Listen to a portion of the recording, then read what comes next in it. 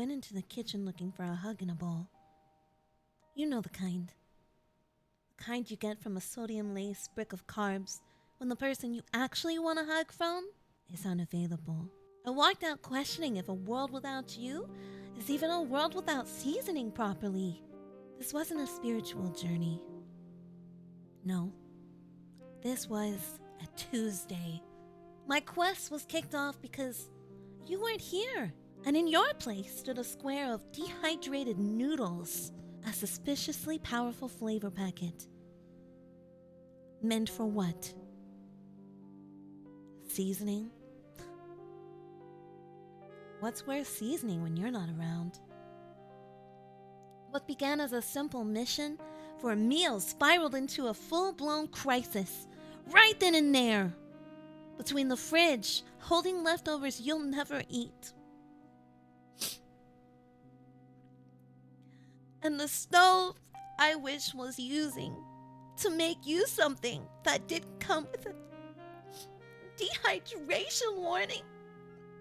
This is the story of how a humble, sodium-packed meal held a philosophical gun to my head and asked if an existence without you at its center was even worth living. Spoiler, the jury's still out.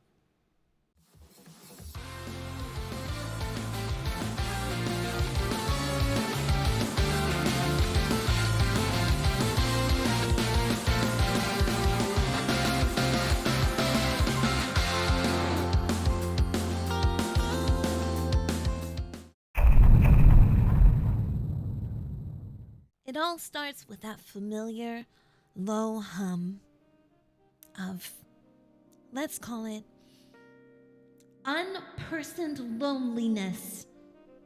A quiet static that's been building all day.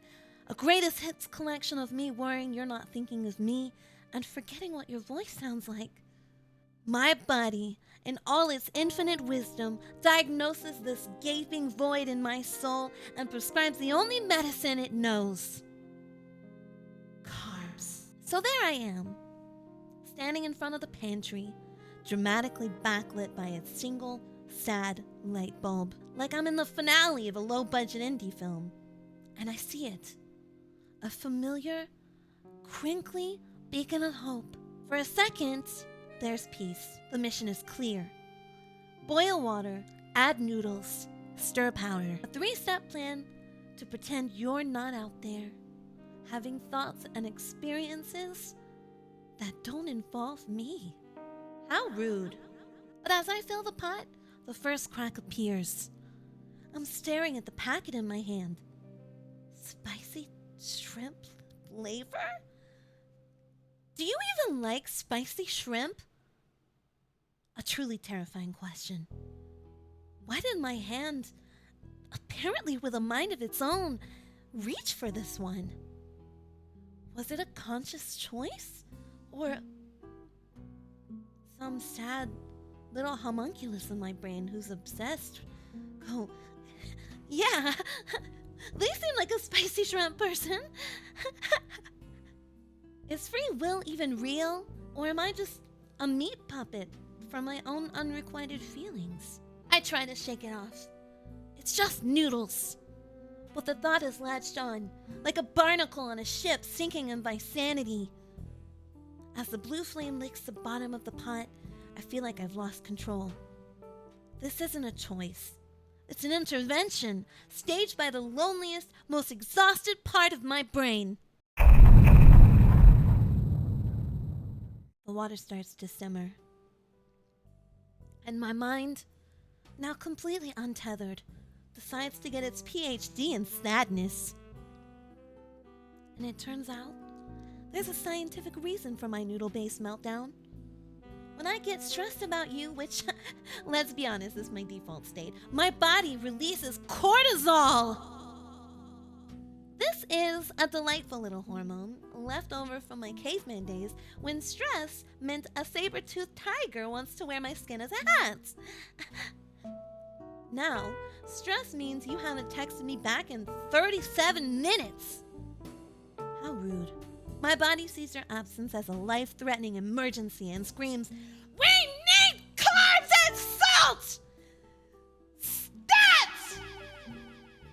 So, I reach for the comfort foods. They're a cheat code for the human brain, lighting up its reward centers with a hit of dopamine that provides a fleeting sense of pleasure. For a few glorious moments, the static goes quiet. Those thoughts of you as someone else, of you forgetting my name, they're all muffled by the beautiful sound of slurping. Those noodles, they're not just food. They're a cheap, over-the-counter sedative. There's a whole subculture online for this, actually. It's called Existential Dread Meals. I found it on Reddit. I think you'd be the type to like it. Maybe. It's a darkly hilarious club where the price of admission is anxiety and the refreshments are whatever you can make in under 5 minutes while questioning your life choices. We're all in this together after all. Alone in our kitchens, pretending a bowl of MSG is a reasonable substitute for human connection. Not because it's good, but because the act of making it distracts from the abyss of your absence. But here's the truly cruel punchline. From the universe's worst stand-up comedian. That's me. It doesn't work. This hunger, for you, can't be filled with processed wheat. The relief is temporary. Once the dopamine fades, the original problem is still there.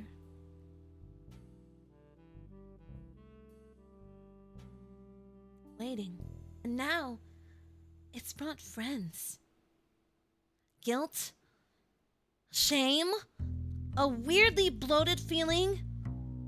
I came looking for comfort, and all I got was a brief chemical loan from my brain with an interest rate that would make a loan shark blush. The cycle doesn't resolve the dread. It just marinates it in salty, questionable broth. The water is at a rolling boil now, which feels a little too on the nose, metaphorically speaking. I drop the noodle brick in, and as it softens and unfurls, my thoughts do the same, expanding into much more dangerous and uninsured territory.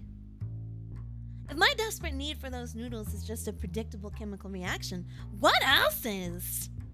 How many of my decisions, my passions, my entire personality are just decorations in the one-act play called Please Notice Me, Senpai?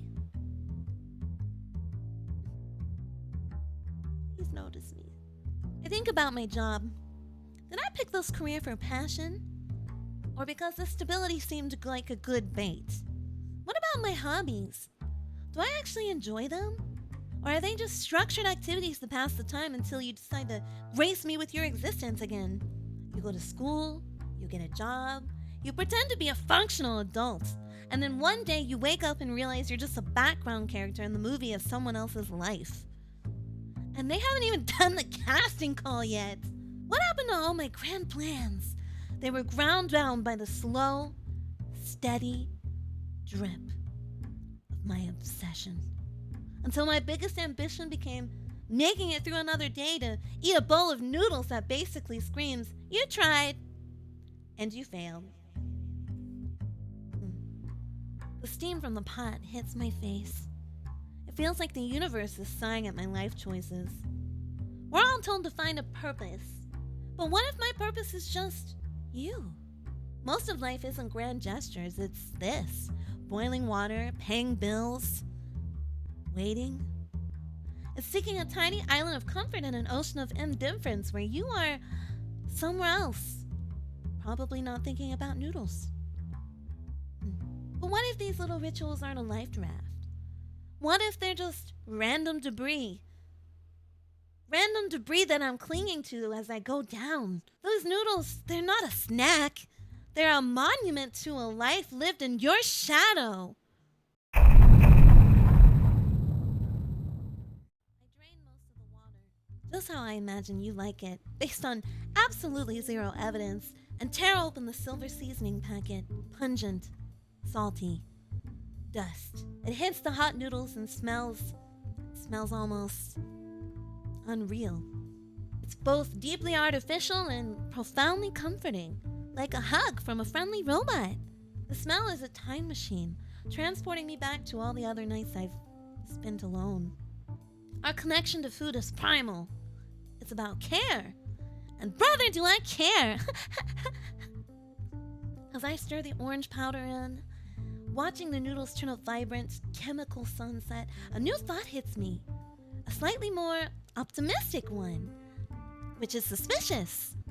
Maybe this isn't weakness. Maybe it's performance art. A testament to devotion? What is this if not a tiny survival story? A gripping tale of surviving another Tuesday without you.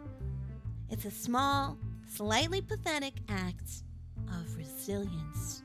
It's me admitting things are objectively terrible without you, and I just need a moment of comfort no matter how fleeting or artificially flavored. I'm not solving the great existential mysteries, but I am solving the immediate problem of being hungry and sad, and maybe for now, that's enough. Maybe the point isn't to find a permanent answer. Maybe it's just to get through the night without texting you. You up? To find something, anything, to ground me when the thought of you makes me feel like I'm about to float into the sun. I poured the noodles into a bowl, and I sat quiet at my kitchen table. And I ate them. They didn't fix the crushing weight of existing in a U-less void. They didn't reveal the universe's grand secrets. They were, predictably, a bit too salty. The shrimp flavor remained an enigma, and they were teetering on the edge of mushy. They were, fine. Just fine. But for the 3.5 minutes it took me to shove them in my face, they were warm. A momentary ceasefire from the war in my own head. A tiny, flimsy anchor. The dread didn't vanish. Your ghost was still sitting in the chair across from me, patiently waiting for me to finish, probably judging my slurping technique. But for a few minutes, I didn't have to look at it. Maybe that's all this is. Not a cure, but a brief truce. A small act of devotion in a world that feels pretty cruel for keeping you from me. You come for the noodles. You leave with the existential dread. But for a little while, at least you had noodles. And sometimes, that's enough to keep going. So, if you've ever had a meal that made you question your own sanity, drop it in the comments. What's your go-to existential dread meal? Let's build a support group. One sad, late-night snack at a time. We can all be lost together.